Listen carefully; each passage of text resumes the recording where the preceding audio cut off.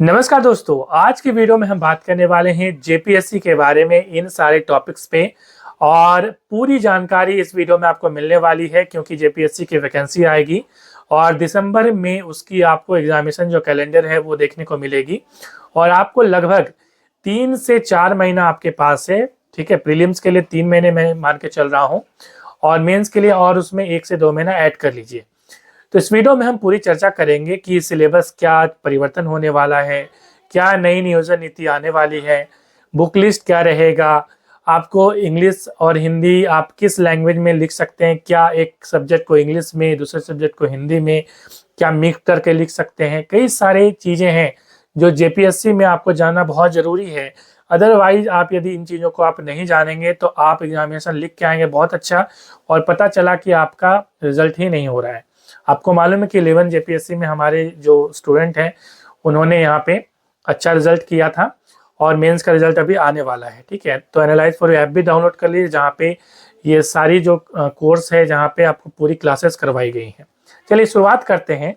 सबसे पहले जो हमारा यहाँ पे पहला सवाल है जो कि पूछा जा रहा है वो सवाल है कि क्या नई नियोजन नीति बन रही है। नई नियोजन नीति का मतलब यह है कि जैसे अभी फिलहाल हमारे झारखंड में 60% सीटें रिजर्व हैं एससी एसटी ओबीसी ईडब्ल्यूएस के लिए। पूरे हमारे इंडिया में ही वो रिजर्व है, झारखंड में भी ये चीज़ फॉलो होती है। और 40% जो सीटें हैं वो अदर स्टेट के लिए एलिजिबल है। तो एक सवाल आ रहा था कि अब जो है हेमंत सरकार क्या करेगी, उन 40% सीटें हैं उसमें भी अब ब्रीच करने वाली है, मतलब रिजर्वेशन को बढ़ाने वाली है और सिर्फ झारखंडियों को के अलावा जो अदर स्टेट के लोग हैं मात्र 10% जो है वो अप्लाई कर सकेंगे। क्या ये बात सही है, क्या ये न्यूज़ सही है? देखिए, आपको मालूम है कि अभी सरकार फिलहाल जो है क्लियर मेजोरिटी के साथ आई है हेमंत सरकार, और पिछले बार की तुलना में और अच्छा यहाँ पे जो है वोटिंग उनकी रही है, अच्छी सीटें उन्होंने प्राप्त करी हैं। ठीक है, तो कई जब इस प्रकार की मेजोरिटी आती है तो सरकार एक्सपेरिमेंट कम करती है, पहली चीज़ तो ये आप समझिए। तो दूसरी चीज यहाँ पे ये है कि जिस जैसे ही यहाँ पे सरकार बनी, आप देख रहे हैं कि हेमंत सोरेन जी एक्शन मोड में हैं और उन्होंने बता दिया कि दिसंबर में ही, मतलब जनवरी के पहले, उन्होंने यही स्टेटमेंट दिया कि जनवरी के पहले ही एग्जामिनेशन जो कैलेंडर है जीएसएससी और जेपीएससी दोनों का आ जाएगा। ठीक है, तो आप ये समझ लीजिए कि अभी फिलहाल नियोजन नीति में कोई परिवर्तन होने नहीं जा रहा है। ठीक है, जो पहले का पैटर्न था 60-40 वाला वही चलेगा। ठीक है, अभी तक तो 99.9% तो यही उम्मीद है और स्टेटमेंट से भी यही लग रहा है। और यदि इसको ब्रीच करती है तो फिर मामला कोर्ट में जाएगा और कोर्ट में जाने का मतलब समझ सकते हैं कि फिर वही फंसने वाली बात होगी। और सरकार मुझे नहीं लगती कि इस बार कोई इस प्रकार की चैलेंज लेने जा रही है। उनको ज़्यादा से ज़्यादा वैकेंसी भी क्लियर करवाना है और लगातार मीटिंग भी हो रही है। आपको मालूम है कि 10,000 से ज़्यादा 10,208 करोड़ के आसपास जो है मैया सम्मान योजना और वैकेंसी पे खर्च करनी है। मतलब ये एक्स्ट्रा मैं बता रहा हूँ। ठीक है, इतना एक्स्ट्रा जो है ये करना है और बजट में इसको लेके आना है। सरकार ने ये जो है लगभग ये डिस्कशन चल रही है। तो आप समझ पा रहे हैं कि यहाँ पे कोई परिवर्तन नहीं होने वाला है। तो आप जो पुरानी नियोजन नीति है उसी पे होगा और पूरी वैकेंसी और जितनी भी ऑलरेडी पहले फॉर्म फिलअप हुई थी वो भी चलेगी। उसका एग्जाम 2 से 3 महीने के अंदर आएगा। ठीक है, साथ ही साथ जो नई वैकेंसी मैं बोल रहा हूँ जेपीएससी की, वो पुराने सिलेबस पे ही होगी। ठीक है, सिलेबस के बारे में भी चर्चा हो रही थी, क्या सिलेबस में परिवर्तन होगा।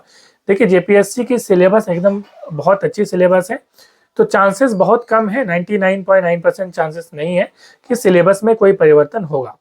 बाई चांस यदि सिलेबस में परिवर्तन होता है, जिसकी संभावना नहीं के बराबर है, तो उसकी इन्फॉर्मेशन आपको एनालाइज फॉर ऐप में और टेलीग्राम ग्रुप में दे दी जाती है। ठीक है, अब आगे बात करते हैं। तो सिलेबस तो आपको वही करना है। सिलेबस पे ऑलरेडी हमने वीडियो बनाया हुआ है कि आपको कैसे सिलेबस देखना है। बुक लिस्ट पे हमने वीडियो बनाया है, उसको आप जरूर देख लीजिएगा।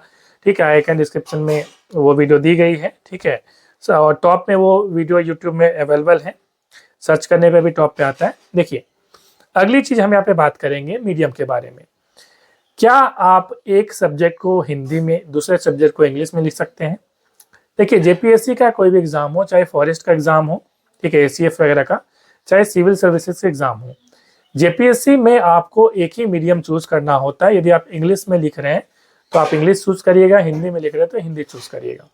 तो जब आपको हिंदी में लिखना है तो प्रत्येक सब्जेक्ट को हिंदी में लिखना होगा, रीजनल लैंग्वेज को छोड़कर। जो रीजनल लैंग्वेज होती है वो तो अलग एक विषय होता है, ठीक है। बाकी सब्जेक्ट आपको इंग्लिश आपने चूज किया तो इंग्लिश में लिखेंगे, हिंदी चूज किया तो हिंदी में लिखेंगे। और सबसे बड़ी गलती कई लोग क्या करते हैं कि कुछ मिक्स कर देते हैं, जैसे हिंदी में लिख रहे हैं तो कोई इंग्लिश वर्ड लिख देंगे उसमें। ऐसी गलती ना करें।